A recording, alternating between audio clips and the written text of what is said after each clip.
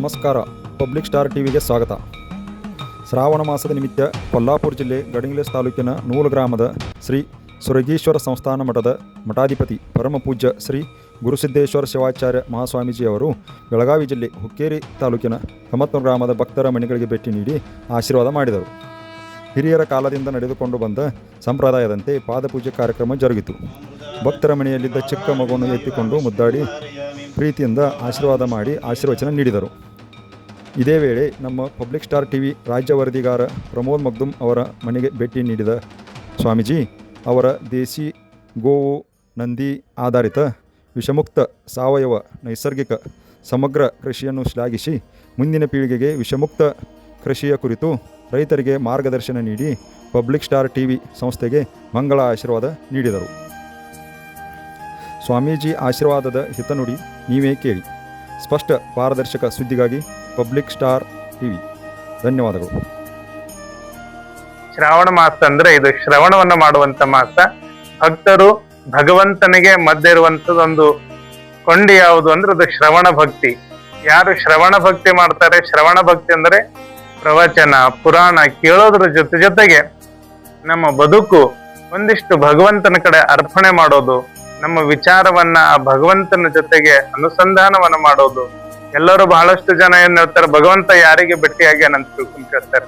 ಯಾರಲ್ಲಿ ಭಕ್ತಿ ಗಟ್ಟಿ ಆಗ್ತದಲ್ಲ ಅವರಿಗೆ ಭಗವಂತ ಭೇಟಿ ಆಗ್ತಾನ ಅಂತ ಮಾತನ್ನು ಹೇಳಿ ನಾವೆಲ್ಲರೂ ಶ್ರಾವಣ ಮಾಸದೊಳಗ ಪ್ರತಿನಿತ್ಯ ಪ್ರಾತಃ ಕಾಲದೊಳಗೆ ಎದ್ದು ಭಗವಂತನ ಚಿಂತನೆ, ಬರೀ ಶ್ರಾವಣ ಮಾಸ ಅಷ್ಟೇ ಅಲ್ಲ, ಆ ಬಂದಿರುವ ಈ ಶರೀರ ಭಗವಂತ ಕೊಟ್ಟಿರೋದು ಭಗವಂತನಿಗಾಗಿ ಸಮರ್ಪಣಾ ಭಾವ, ನಿತ್ಯ ಸೇವಾ ಮನೋಭಾವದಿಂದ ಜೀವನವನ್ನ ಒಂದು ಆದರ್ಶಮಯ ಜೀವನ ಮಾಡ್ಕೊಳ್ರಿ ಅಂತ ತಿಳ್ಕೊಂಡು ಈ ಮುಖಾಂತರ ತಮಗೆಲ್ಲರಿಗೂ ತಿಳ್ಪಡಿಸ್ತಿದ್ದೇವೆ.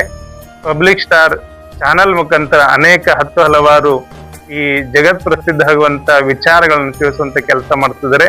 ಈ ಒಂದು ಸಂಸ್ಥೆಗೂ ಮಂಗಲ ಆಶೀರ್ವಾದವನ್ನು ನೀಡಿ ತಮಗೆಲ್ಲರಿಗೂ ಶುಭವಾಗಲಿ. ಇವತ್ತು ನಾವು ಈ ಜಗತ್ತಿನೊಳಗ ಅನೇಕ ಮಾತೆಗಳಿದ್ದಾರೆ. ಭೂಮಾತೆ ಇದ್ದಾಳೆ, ಜಗನ್ಮಾತೆ ಇದ್ದಾಳೆ, ಜನ್ಮ ಮಾತೆ ಇದ್ದಾಳೆ.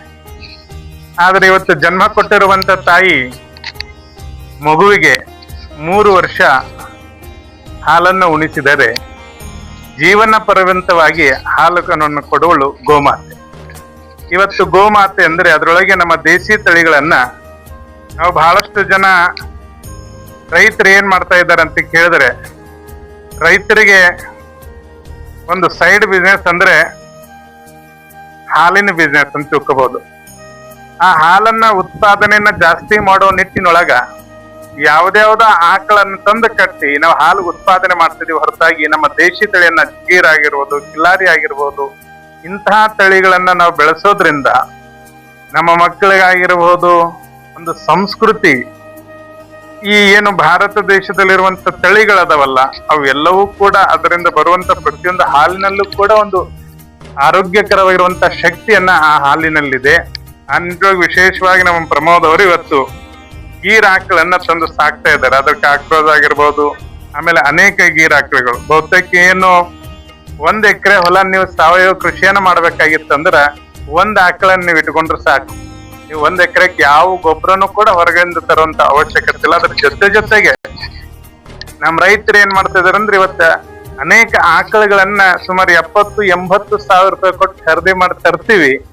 ಅದ್ರ ತಂದ ಮೇಲಂದ್ರೆ ಅದಕ್ಕ ಉತ್ಪಾದನೆಗೆ ಯಾವ್ದಾವ್ದೋ ಒಂದು ಏನು ಮೆಡಿಸಿನ್ ಮುಖಾಂತರ ನೈಸರ್ಗಿಕವಾಗಿ ಗರ್ಭಧಾರಣೆಯನ್ನ ಆಕಳಿಗೆ ಆಗ್ತಿಲ್ಲ. ಅದಕ್ಕೆ ಯಾಕೆ ಕಾರಣ ಅಂದ್ರೆ ನಂದಿಗಳ ಕೊರತೆಯಿಂದ ಆ ವ್ಯವಸ್ಥೆ ಬರ್ತಾ ಇದೆ.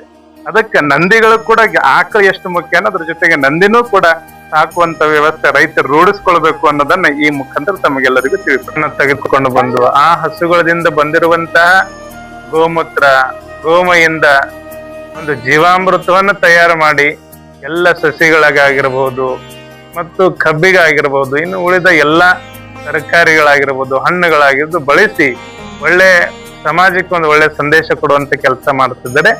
ಅವ್ರ ಮನೆಗೆ ಇವತ್ತು ಯೋಗ ಬರೋದನ್ನಾಯ್ತು. ಅದ್ರ ಬಂದ ಮೇಲೆ ಒಂದು ಖುಷಿ ಏನಾಯ್ತು ಅಂದ್ರೆ, ನಮ್ ರೈತರು 10 ಎಕರೆ ಇದ್ರು ಕೂಡ ಕಬ್ಬು ಹಚ್ಚುತ್ತಾರ. ಅದ್ರ ಮನೆಗ್ ಬೇಕಾದ ಕೊತ್ತಂಬರಿ ಅಂದ್ರೆ ಅದು ಮತ್ತೆ ಹೋಗಿ ಮಾರ್ಕೆಟಿಗೆ ತಗೊಂಡ್ ಬರಕ್ ಹೋಗ್ತಾರ. ಅದ್ರ ರೈತರು ಹಂಗ ಆಗ್ಬಾರ್ದು. ತಮ್ಮ ಇರುವಂತಹ ಹೊಲದೊಳಗೆ ಕೂಡ ತಮಗೆ ಮನೆಗೆ ಏನು ಬೇಕಾಗ್ತೋ ಅದನ್ನು ನೈಸರ್ಗಿಕವಾಗಿ ಮತ್ತು ಸಾವಯವ ಅಂದ್ರೆ ರಸಾಯನ ಮುಕ್ತ ಸೇತಿಯನ್ನ ಮಾಡೋದನ್ನ ರೂಢಿಯಲ್ಲಿ ಬರಬೇಕು ಅನ್ನೋ ಸಂದೇಶವನ್ನ ಅವ್ರ ಮನೆ ಮುಖಾಂತರ ನಾವು ಕೊಡ್ತಾ ಇದ್ದೀವಿ.